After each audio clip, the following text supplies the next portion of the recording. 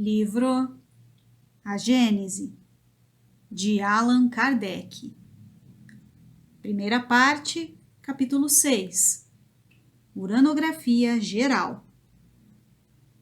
A criação universal. 17. Depois de termos ido buscar, tanto quanto estava ao alcance das nossas forças, a fonte oculta de onde procedem os mundos, como se fossem as gotas da água de um rio, vamos analisar a marcha das criações sucessivas e a maneira sequencial de como elas se desenvolvem. A matéria cósmica primitiva, fluido cósmico universal, continha os elementos materiais, fluídicos e vitais de todos os universos que ostentam os seus esplendores diante da eternidade. Ela é a mãe que cria todas as coisas, a geradora eterna. Essa matéria cósmica primitiva, de onde provém as esferas siderais, não desapareceu de modo algum. Essa força criadora não morreu, pois ela ainda gera, sem cessar, novos mundos e incessantemente recebe de volta, reconstituídos, os princípios dos mundos que se apagam no livro da eternidade. A matéria etérea, mais ou menos rarefeita, que se difunde pelos espaços interplanetários. Esse fluido cósmico que enche o mundo, mais ou menos rarefeito, nas regiões imensas, ricas em aglomerações de estrelas, mais ou menos condensado nos lugares onde o céu astral ainda não brilha. Esse fluido, mais ou menos modificado por diversas combinações, de acordo com as localidades em que se encontra no espaço, nada mais é do que a substância primitiva, o fluido cósmico universal, onde residem as forças universais, de onde a natureza retira todas as coisas. Nota de Allan Kardec. Se perguntássemos qual é o princípio dessas forças e como esse princípio pode estar na própria substância que o produz, responderíamos que a mecânica nos oferece numerosos exemplos desse fato. A elasticidade que faz com que a mola se distenda não está na própria mola e não depende do modo de agregação das moléculas.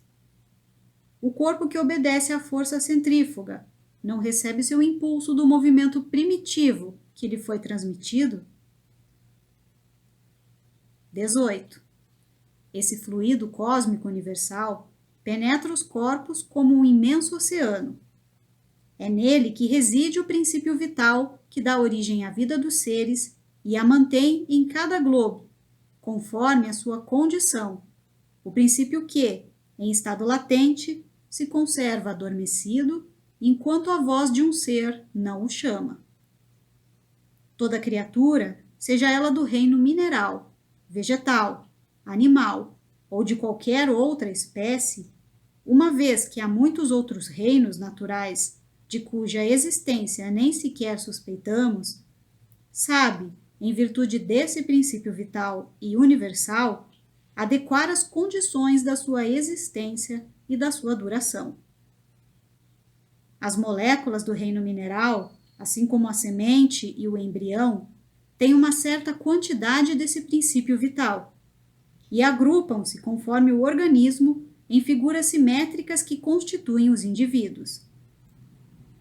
É muito importante compreendermos que a matéria cósmica primitiva se achava revestida não somente das leis que asseguravam a estabilidade dos mundos, como também do princípio vital e universal que forma gerações espontâneas em cada mundo, à medida que se apresentam as condições para que os seres possam existir de maneira sucessiva, e quando chega a hora do aparecimento dos filhos da vida, durante o período criador.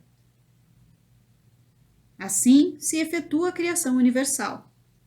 Portanto, é verdadeiro dizer que, sendo as operações da natureza a expressão da vontade divina, Deus sempre criou, cria incessantemente e nunca deixará de criar.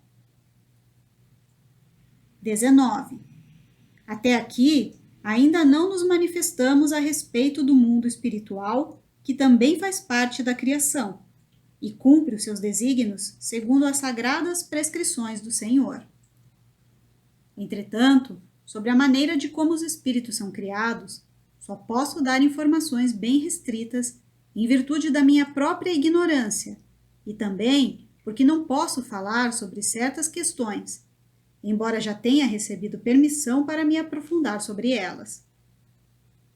Aos que desejam sinceramente conhecer e se mostram humildes diante de Deus, direi, pedindo-lhes, todavia, que não utilizem as minhas palavras para deduzir delas nenhuma teoria prematura.